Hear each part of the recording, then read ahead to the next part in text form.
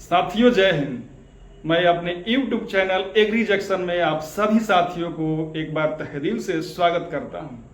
आज के इस वीडियो में हम लोग बात करेंगे कि गेहूं की फसल में खरपतवार का नियंत्रण कैसे करें। देखिए, अक्सर ऐसा होता है कि यदि सही समय पे खरपतवार का नियंत्रण नहीं किया जाता है तो फसल को खरपतवार से भारी भरकम नुकसान हो जाती है। तो हम लोग उचित रणनीति बनाकर उचित समय पे किस तरीके से हार्बिसाइड का प्रयोग करके गेहूं के फसल को खरपतवार के नुकसान से बचा सकते हैं, इसके बारे में बात करेंगे। तो देखिए, जब भी हम लोग कोई भी हार्बिसाइड स्प्रे करते हैं तो स्प्रे करते समय मुख्य रूप से कुछ सावधानियां बरतने लायक होती है। जैसे पहला होता है मॉइस्चर कंटेंट, यानी जब आप हार्बिसाइड खेत में अप्लाई करें तो आपके खेत में नमी की मात्रा का होना बहुत ही जरूरी है। यदि नमी की मात्रा नहीं रहेगी तो आपका हार्बिसाइड अच्छे ढंग से काम नहीं कर पाएगा। दूसरा होता है स्प्रे करने का तरीका।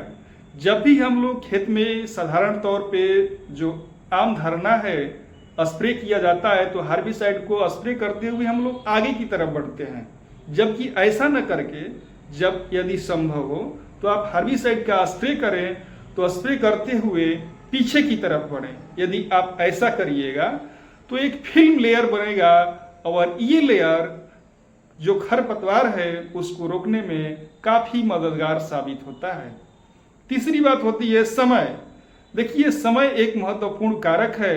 यदि आप शाम के समय में हार्बिसाइड का एप्लीकेशन करते हैं, स्प्रे करते हैं, तो रात को ओस पड़ती है और ओस के साथ हार्बिसाइड के जो मॉलिक्यूल हैं वो मिट्टी के अंदर चले जाते हैं और खरपतवार को रोकने में अच्छा साबित होता है।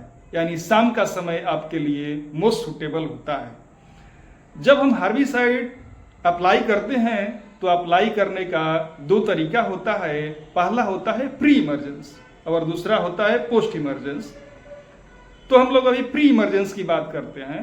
प्री इमरजेंस के अंतर्गत गेहूं की बुआई करने के ठीक बाद, यानी गेहूं की आपने अभी बुआई किया तो बुआई करने के 72 घंटे के अंदर आपको हार्बिसाइड स्प्रे कर देना है।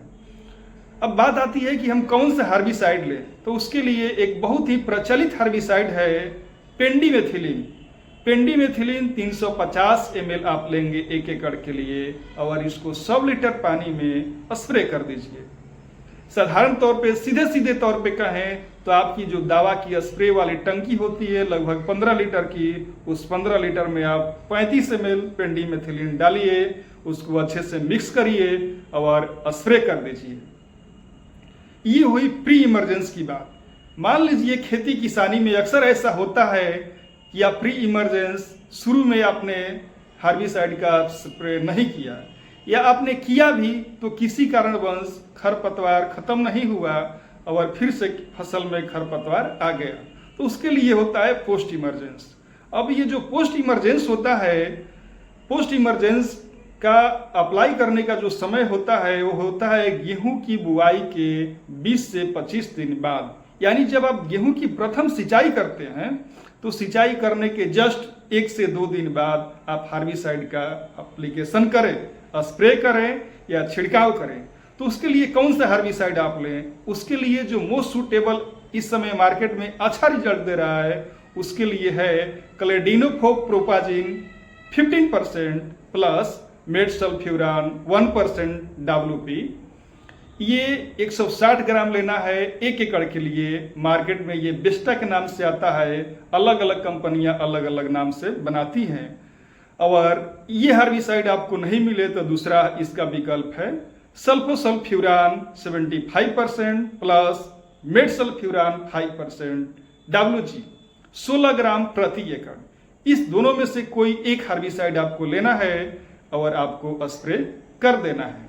यदि आप दिए गए समय पे अच्छे ढंग से स्प्रे करते हैं, देखिए प्री इमरजेंस तो होता है 72 घंटे के अंदर आप हार्बिसाइड का स्प्रे करिएगा तभी इफेक्टिव होगा, और पोस्ट इमरजेंस में आप 20 से 25 यानी मैक्सिमम 30 दिन से अधिक हो जाएगा गेहूं की फसल, उसके बाद आप स्प्रे करिएगा तो उतना आपको इफेक्टिव रिजल्ट नहीं मिलता है, क्योंकि जो हार्बिसाइड होता है वो काफ़ी मैच्योर हो जाता है और गेहूं और खरपतवार की जो कंपटीशन होती है न्यूट्रिएंट के लिए, लाइट के लिए, वाटर के लिए, वो काफ़ी कम हो जाती है। जो मोस्ट क्रिटिकल स्टेज होता है 30 से 35 दिन होता है नुकसान पहुंचाने का।